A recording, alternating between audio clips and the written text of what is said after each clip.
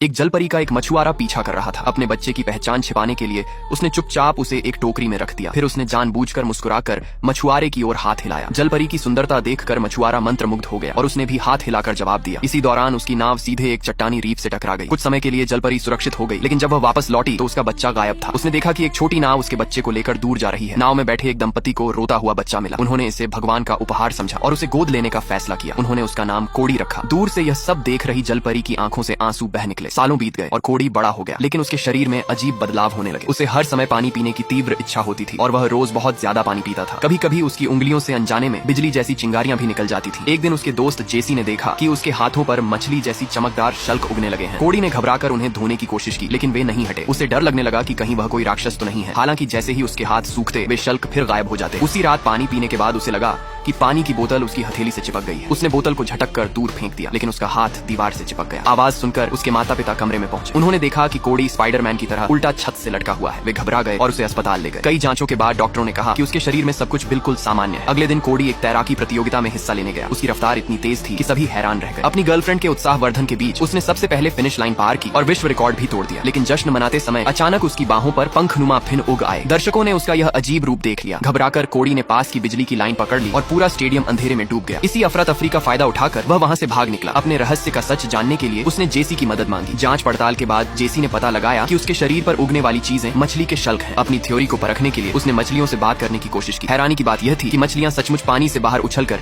उसकी ओर आने लगी। अब जेसी को शक हो गया कि कोड़ी किसी जलपरी की संतान है। ये सच स्वीकार करना कोड़ी के लिए आसान नहीं था। परेशान होकर वह सीधे समुद्र में कूद गया। जब वह वापस किनारे पर आया तो उसका शरीर फिर बदलने लगा। उसकी बाहों पर फिन उगाई और उसके पैर एक विशाल मछली की पूंछ में बदल गए। दुर्भाग्य से उसी समय वर्षों पहले वाला मछुआरा उसे पकड़ लेता है। डर के मारे कोड़ी कांपने लगता है। तभी उसकी असली जलपरी माँ वहाँ प्रकट होती है। मछुआरा अपनी मशीन चालू करता है और एक बड़ा जाल समुद्र में फेंक देता है। देखते ही देखते जलपरी उस जाल में फंस जाती है। ये देखकर जेसी तुरंत वहाँ पहुँचता है। वह चाकू लेकर पानी में छलांग लगाता है और जाल को काट देता है। जब मछुआरा जाल को ऊपर खींचता है तो उसमें कोई नहीं होता। अचानक जाल ढीला होकर जेसी के पैरों में उलझ जाता है और वह धीरे धीरे समुद्र की गहराई में डूबने लगता है। कोड़ी तुरंत पानी में गोता लगाता है, जेसी को पकड़ता है और उसे किनारे तक ले आता है। लेकिन तब तक जेसी बेहोश हो चुका होता है। कोड़ी अपनी हथेली से बिजली की धारा छोड़ता है, बिल्कुल डिफिब्रिलेटर की तरह, और जेसी की जान बचा लेता है। यह सब देखकर मछुआरे को अपनी गलती का एहसास हो जाता है। वह हमेशा के लिए जलपरी का शिकार करने का विचार छोड़ देता है। अब कोड़ी